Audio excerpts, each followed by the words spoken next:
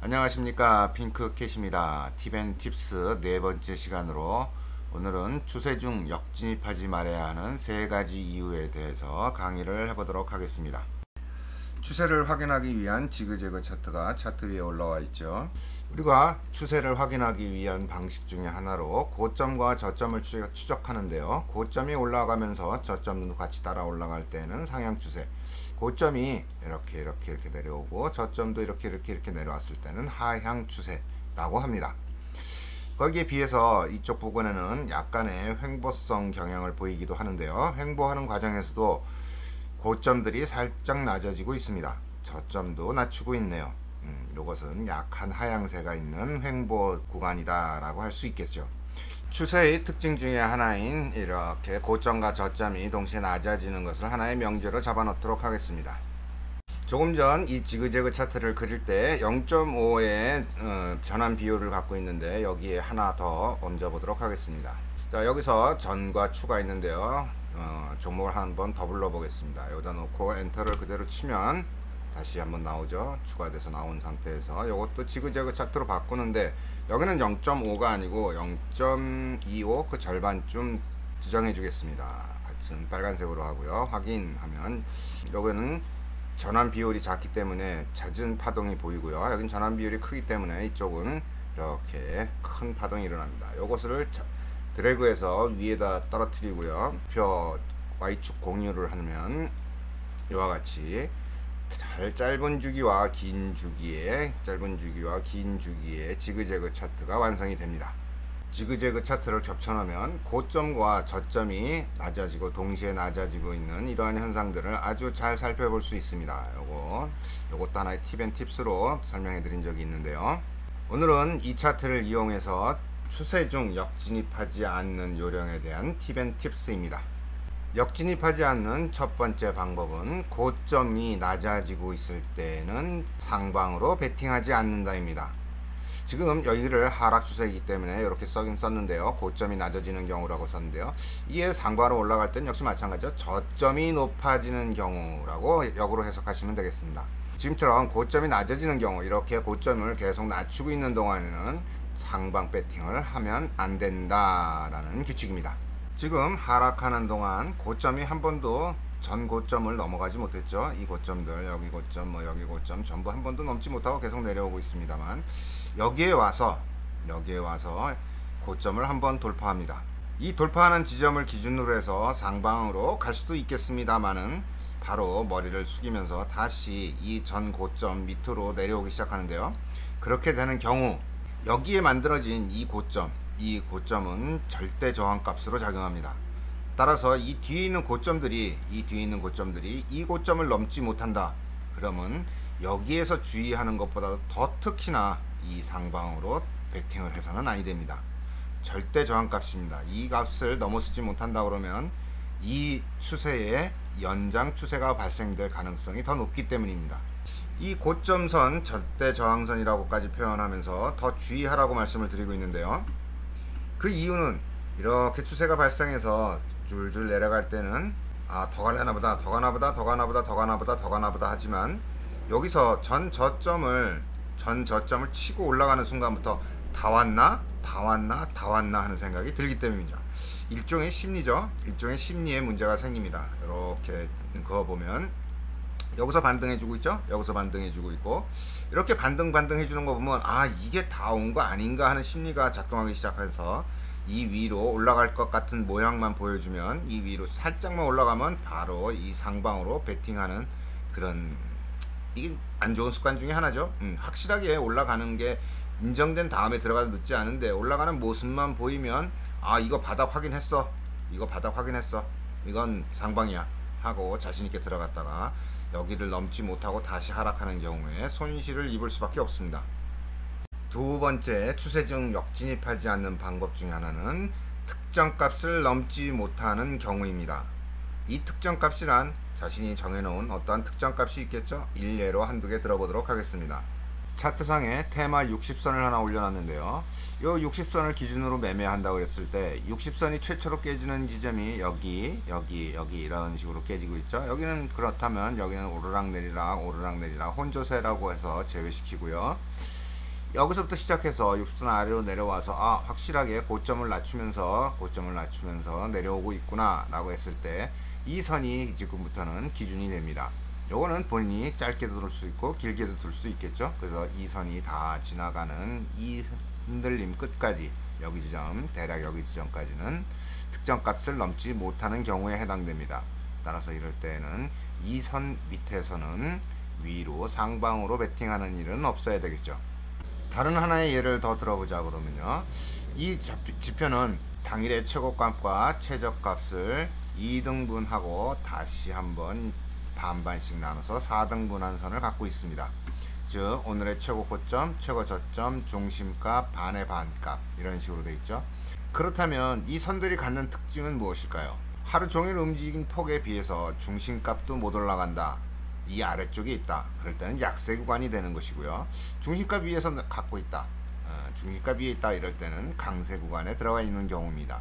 이렇게 크게 전체 값을 2등분해서 반으로 나눴을 때 이 아래쪽은 하락세, 위쪽은 상승세라고 볼 수 있으며, 또한 이 반의 반을 또 잘라놨기 때문에 이 안에서 움직인다 그러면 강한 강세 구간, 이 하락 반의 반 4분의 1%에서 움직인다 그러면 강한 하락 구간 안에 들어있다고 볼 수 있습니다. 따라서 이와 같이 강한 하락 구간 안에 머물러 있는 주가가 머물러 있는 경우에는 하락 추세가 연장될 가능성이 높다라고 가정할 수 있겠습니다. 이러한 이유를 갖고, 이러한 분석 근거를 갖고 특정 값을 넘지 못하는 경우 상방 배팅은 안 된다 라고 할 수 있는 것이죠.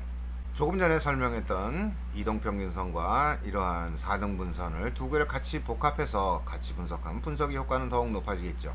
강한 약세 구간 안에 가격이 존재하고 있을 때 이동평균선을 넘는다, 그러면 요거는 반쯤 의심해보고 여기를 돌파하는 이 지점을 확신해서 이제부터는 올라갈 수도 있겠구나 라고 측정해 볼 수도 있겠습니다. 이와 같이 그 특정 값을 1개 또는 2개, 경우에 따라서는 3개까지도 사용할 수도 있습니다. 이러한 특정 값들을 넘어가는 것을 보면서 하방 추세가 상방으로 전환되고 있구나 라는 분석의 근거를 가지고 매매를 하게 됩니다.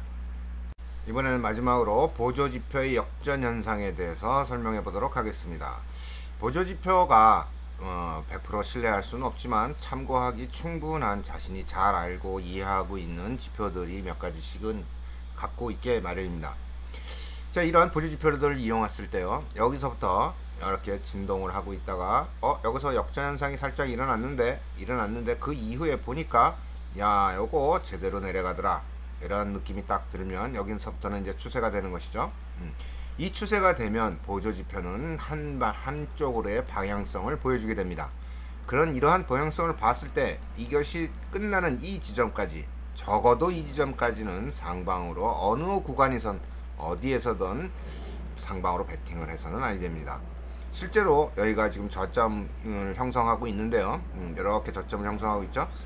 이 과거 데이터를 보면 여기가 저점인데, 여기가 저점이라는 확신이 아무리 들어도 이 보조지표의 역전현상, 여기가 역전이 시작되는 부분이죠. 여기서 시작되는 부분을 넘어서 확실하게 역전이 보여준 다음에 진입하는 것을 추천합니다. 다시 한번 설명하자면요, 여기서 역전이 일어나고 여기서 역전이 끝났습니다. 하지만 이 하락 구간이 다시 발생하는 것을 볼 수 있습니다. 따라서 이 구간이 언제가 끝나느냐, 지금 여기 끝나려고 하고 있죠. 여기 끝나려고 하고 있는데, 이 끝나는 것이 확인이 된 이후에 진입을 해야 역진입하지 않게 됩니다. 역진입에 대한 이야기를 쭉 여러가지 예를 들어서 설명해 보았는데요, 우리가 왜 역진입을 하면은 안 될까, 역진입해도 수익을 잡을 수 있는데 라고 생각하시는 분들을 위해서 마지막 정리를 한 가지 해보도록 하겠습니다. 추세가 발생했을 경우, 추세가 발생하는 경우에 그 방향 강도를 한번 측정해 보도록 하겠습니다. 여기서 진입을 했을 때 이만큼 내려왔다가 이만큼 올라가고, 이만큼 내려왔다 이만큼 올라갑니다. 그죠? 내려오는 양이 더 많고 올라가는 양은 적습니다. 당연히 내려가는 양이 많아야 이것이 추세가 인정이 되죠. 추세가 만들어지는 것이죠. 이것처럼 비슷한 높이로 움직인다 그러면 횡보고, 그죠? 자, 이럴 때 우리가 아주 간단한 산수 하나 해보죠. 이게 2개 내려가고 하나 올라간다, 2개 내려가고 하나 올라간다. 그럴 때 우리는 2개를 먹어야 될지 1개를 먹어야 될지에 대해서 잠시만 몇 초만 생각해봐도 당연히 2개짜리를 먹어야지 역으로 먹을 생각을 하면 안 되죠.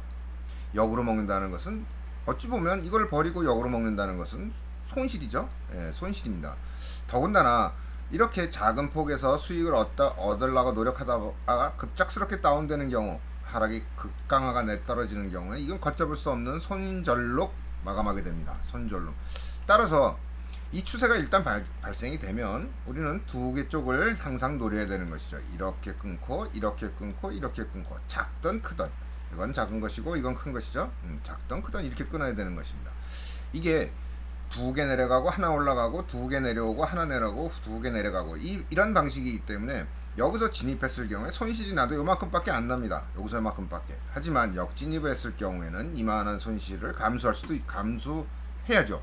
더군다나 우리 처음에 고점이 낮아지는 경우를 추세라고 했으니까 이 고점을 여기서 이렇게 배팅을 했을 경우에 이 고점이 이 고점보다 높이 안 올라갈 수가 있습니다. 이거는 추세 중에는 안 올라갑니다. 여기 보시면 이렇게 보시면 지금 산수입니다. 그냥 몇 초만 생각하셔도 돼요. 이렇게 내려갔다 올라왔는데 여기가 고점입니다. 이렇게 내려갔다 올라가는데 여기 또 고점이에요. 이렇게 배팅하는 경우에 이 고점이 얘를 회복시키지 못합니다. 이 진입 가격을 회복하지 못합니다. 반대로 얘가 하락 배팅하는데 이렇게 거의 끄트머리 와서 하락 배팅을 했다고 칩시다. 그럼 얘는 어떻게 되죠? 금방 올라왔다 금방 또 내려감으로 인해서 여기서 손실을 보전할 수 있습니다. 이게 흔들리는 경우라도 보전할 수 있고 더 내려가 주니 여기서는 수익이 되죠. 산수입니다. 예. 아주 간단한 산수예요. 여기서 2개 올라가고 2개 내려왔습니다. 그러면 여기서 올라가던, 여기서는 상방에 배팅하던 하방에 배팅하던 여기서 복구가 되죠. 이런 등락장, 이런 등락장에서는 어디선가 복구할 수 있는 힘이 있지만 이렇게 추세가 발생될 경우 역진입하게 되면 복구하기 어렵습니다. 따라서 역진입을 해서는 안 되는 가장 큰 이유입니다.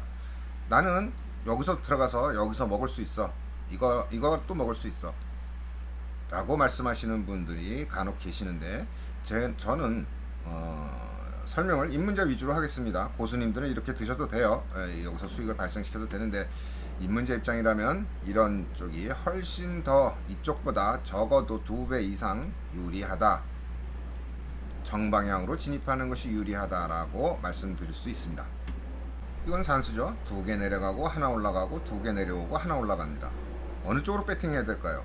몇 초만 생각해 보시면 자신이 추세에서 역진입하는 습관이 있다, 추세 중간에 역진입하는 습관이 있다라고 스스로를 돌이켜 봤을 때 역진입 습관이 있다 그러면 이거는 고쳐야 될 습관이라고 감히 말씀드릴 수 있겠습니다. 이상으로 팁앤팁스 4번째 시간 추세 중 역진입하지 마라 라는 주제를 갖고 강의를 해보았습니다. 강의가 조금은 길어졌죠. 팁앤팁스는 5분에서 10분 정도로 간략하게 요점 포인트만 짚어서 설명하려고 했는데 이번 강의는 내용이 좀 많아서 한 10분이 넘어가고 있습니다. 팁앤팁스 4번째, 앞으로도 계속 팁앤팁스 시리즈를 이어갈 텐데요. 이 시리즈물 잘 참고해서 보시면 좋은 습관과 나쁜 습관을 많이 고칠 수 있을 것으로 예상됩니다.